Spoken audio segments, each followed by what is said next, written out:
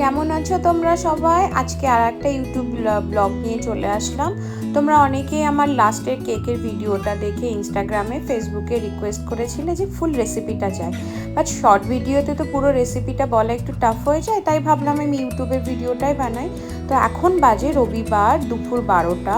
তো আমি একটু কেকের জিনিসপত্রগুলো রেডি করে নিচ্ছি। প্রথমে ভাবলাম ছোট কেক বানাবো, তারপরে ভাবলাম না একটু বড় 1 কেজির কেকই বানাই। ওই জন্য আমি প্রথমে 2টো ডিম নিয়েছিলাম, পরে ফিল করলাম তো 3টে ডিম নিলাম। তো নিতে হবে 3টে ডিম।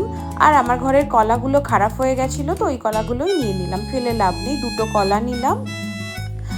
আর এই যে একটা ডিম, 2টো ডিম নিয়ে একটা এখন অ্যাড করছি। আর নেব এই কাপের 2 কাপ চিনি। আমি যেহেতু কেকটা একটু চা দিয়ে খাবো, একটু চিনিটা কম নিলাম, মিষ্টি একটু কম দেবো। তো আর এর সাথে 2 স্পুন ভ্যানিলা এসেন্স।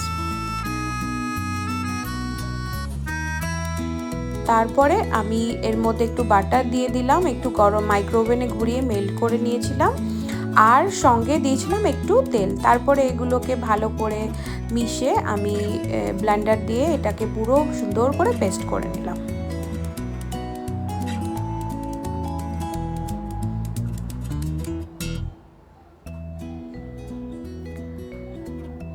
তো এটাকে আরও একটু সফট করার জন্যে আমি একটা ছোট্ট কাপের হাফ কাপ, এই বাটির 1 বাটি একটু মিল্ক অ্যাড করলাম।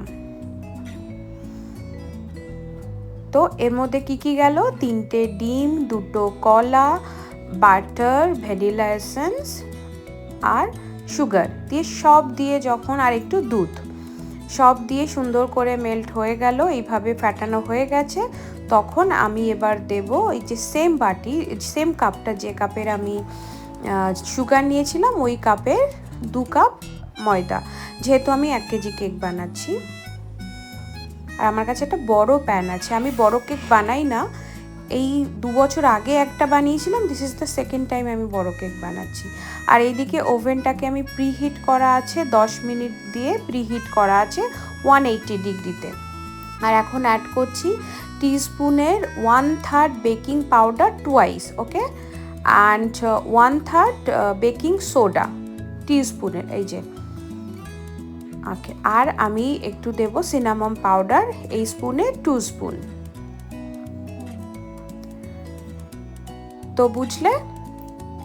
এবার যে বাটিটায় আমি করব সেটা বাটার দিয়ে এরকম করে মাখিয়ে নিয়ে ওর উপরে একটু ময়দা দিয়ে ভালো করে চারিপাশে মাখিয়ে রেখে দিলাম, যাতে কেকটা ওখান থেকে উঠতে সুবিধা হয়। তারপরে এটা পুরো মিশ্রণটাকে ভালো করে মাখিয়ে নিলাম।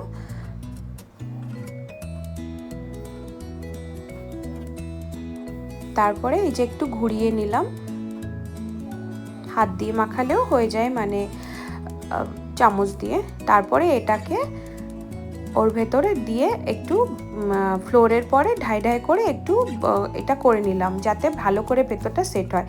আর এর উপর দিয়ে ছড়িয়ে দিলাম সাদা তিল, যাতে দেখতে খুব ভালো হবে, একদম টিকেট ফিল হবে, কফি চায়ের সাথে খুব ভালো লাগবে।